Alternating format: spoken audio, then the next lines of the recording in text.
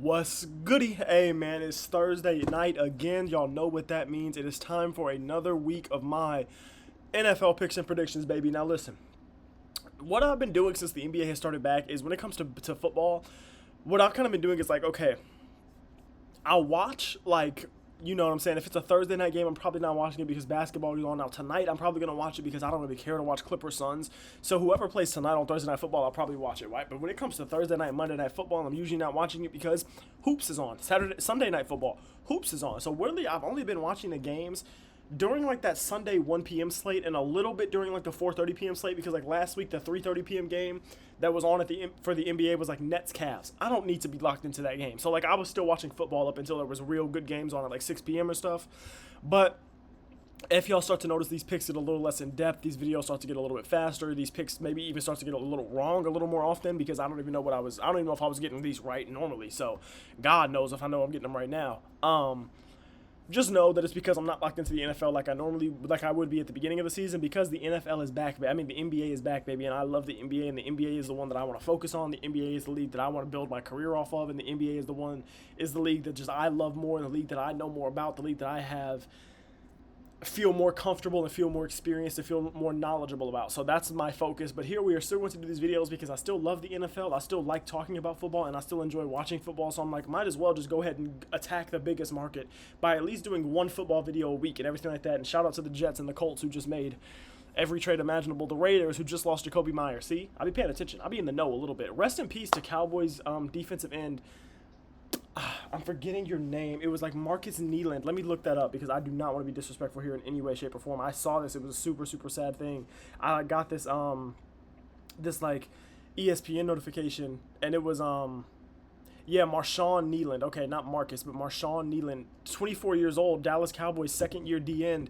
Died this morning. That's super sad. Rest in peace to him. Prayers up for his family and everything like that. I hope that they know that God is with them as they mourn. Please keep his soul and his family in your prayers as well. But that is super, super sad. Anyways, back to a little bit more of a fun topic. Let's back to the NFL picks. I kind of want to pick the Raiders here. I'm not gonna lie, dude. The Broncos have been so hot recently, and they've just had so many of these fourth quarter wins and everything like that it kind of makes me want to pick the Raiders, even though they did just lose the guy who's been their best receiver outside of Brock Bowers and Jacoby Myers. But like the way Brock Bowers looked last week, the way Ashton Genty looked last week was phenomenal. Granted, it still wasn't even enough for them to beat the Jags. So I'm going to pick the Broncos here, but like I want to watch this game. Like I think this has the potential to be a very good game, a close game, and I think the Raiders could put up a very good fight here. Now, this is a game that's interesting to me. Bears versus Giants, man. The Giants aren't a bad team in any way, shape, or form. This 2-7 record doesn't really tell you about the Giants. Like the Giants are not a 2-7 team. Like if I don't look at the Giants, the Browns, and the Raiders all as the same tier. I look at the Giants as very clearly a tier above them. Anyways, I'm still gonna pick the Bears though. The Bears defense, man, it didn't look good against the Bengals, but hey, the offense did what it needed to do. I don't really know why I'm picking the Bears here. I'm just going to pick the Bears here because, like, eventually the Bears are going to do something. And right now the division is super, super tight. This is the time for the Bears to strike. This is the time for the city of Chicago that's already up right now with the way the Bulls have been playing and everything like that. This is the time for you to kind of continue to get that love, continue to give some hope to that city. So I think Chicago wins this game here. And, yeah, New York goes to 2-8, sadly. I'm going to give this to Baltimore with Lamar here. Minnesota got a good win last week against the Lions. I was watching that game and everything like that. But, dude, just with Lamar back, the Ravens are going to – the Ravens for the second half of the season heading into the playoffs are not going to be a team that many people want to see. And they're going to be looking at this team as a 5-loss team. They might end the season with 6 or 7 losses. And people are going to be looking at them in the wild card. But, like, dude, I'm sorry. This is a team that I don't think anybody wants to see. Give me the Ravens here. And I think the Ravens are a team that I'm going to be picking pretty much every single week here throughout. This is an interesting one, dude. This is an interesting one because let me tell you right now, I don't think the Jags are that good. And I think the Texans are okay.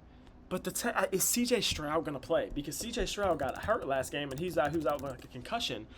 Ruled out for Week 10 game against Jaguars.